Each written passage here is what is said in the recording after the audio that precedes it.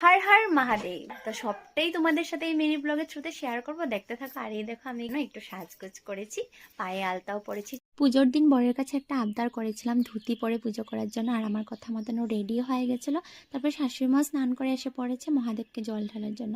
আমার জন্য যে কোনো পুজো করার সময় এরকম আলতা সুতির শাড়ি পরতে ভীষণ ভালো লাগে, আর আমার মতন এরকম অনেকে আছে আমি জানি।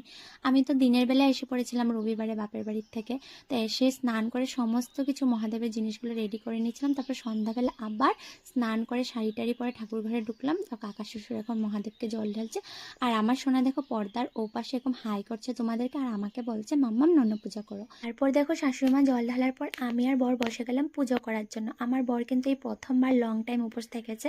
আমার কিন্তু বরাবরই অভ্যাস আছে উপোস রাখার, কিন্তু ওর নেই।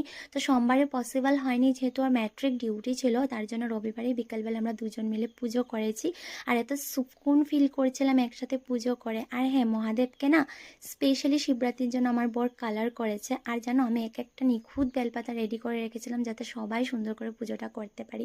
আর দুজনে মিলে এরকম মহাদেবের পুজো করা সত্যি খুব ব্লেস ফিল করছিলাম নিজেকে। তো তারপরে এগুলো চলো দেখতে থাকো। তো গাইস, পুজো দেওয়া ইজ কমপ্লিট, মানে ঘরের পুজো দেওয়া।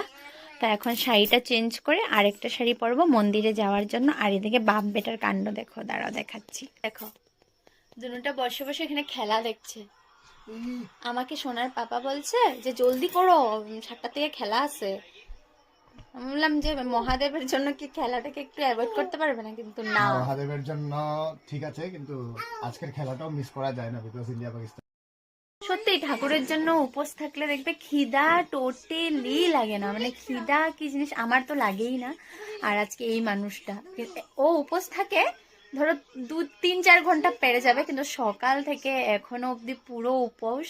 ছেলেদের তো ফট করে পারে না, কিন্তু ও নিজেই বলছে যে সত্যি ঠাকুরের একটা আলাদা একটা শক্তি দিয়ে দেয়। আমার লাইফের এটা ফার্স্ট টাইম, সত্যি কথা। মানে এত লং টাইম এমনি উপোস থেকেছে, কিন্তু তুমি মন থেকে করলে সেটা সাকসেস হবেই। তো গাইস, এই হলো আমাদের মন্দিরের লুক।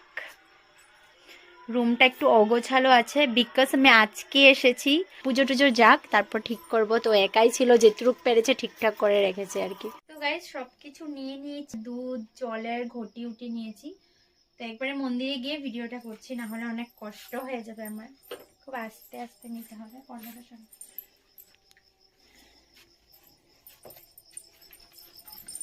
পুজোর সামগ্রীগুলো রেডি করার পর ঝুড়িটা দেখতে দেখো কতটা সুন্দর লাগছে।